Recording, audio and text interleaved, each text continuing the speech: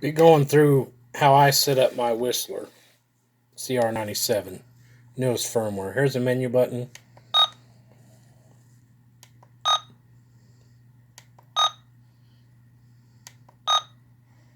I don't have any X band in this area. If you live in Ohio or New Jersey, I would have that on. We do have some K band in the smaller counties. Ka band with the max ID will show you the frequency. That's a laser. If a person wants to take a chance, they can turn off or on certain laser frequencies on here. I wouldn't suggest it myself. VG2, they don't have it around here. I don't have to worry about it. If you're in Virginia or Washington, D.C., you can turn that on. SWS, warning on the emergency vehicles. Voice English, pop off. The battery saver, I wouldn't worry about that. One good thing about this is if you, for some reason, you stop, do something else, or look at something on the instructions, and you lose your place or it cycles through, as soon as you push the button, it'll take you off where you were, pick you up where you were.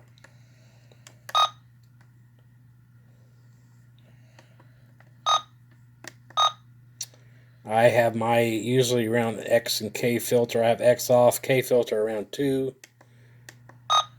Ka filter, I would either have it at 0 or 1.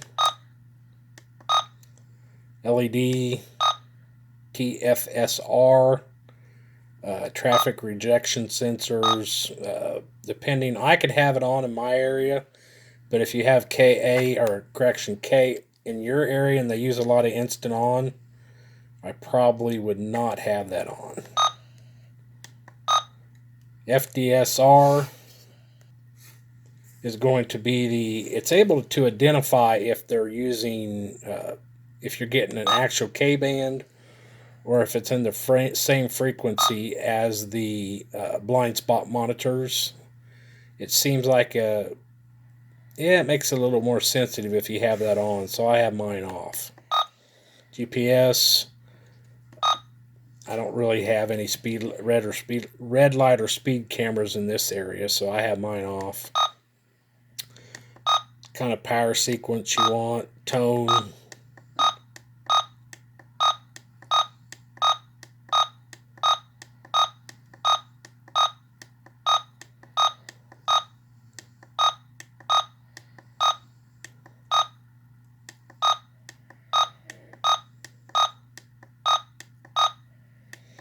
Now, if you do have GPS on, you want to have your GPS on, there's a couple other little things you can do here.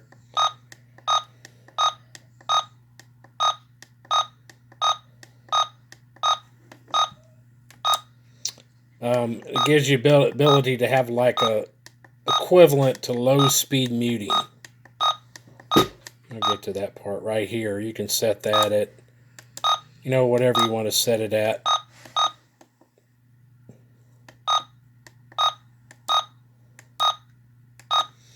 And when you get up to under a certain speed, it'll kick in extra filters.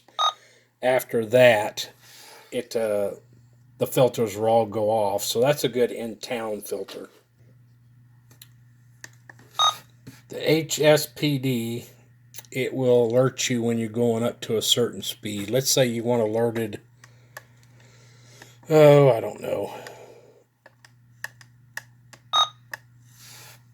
what your max speed was, correction. It'd tell you what your max speed was. The ODO tells you the trip display, how many miles, estimated time, trip log. This tells you how close you want warned for the red light and speed cameras, the distance, how far you want to be alerted. You can delete all the user points, all the things you have stored if you want. There's a keep track to your time.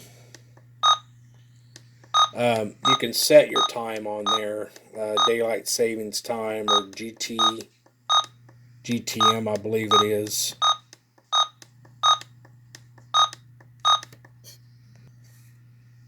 GMT, correction. So you can set that for kind of depends on where you're at. Daylight savings time, clock. If you want the clock on, clock off. Compass. You want to turn your voice on, voice off. Speed, miles per hour, off. Kilometers per hour. Kilometers. Miles per hour. And this is your overspeed. If you want warn when you're going, whatever, 180.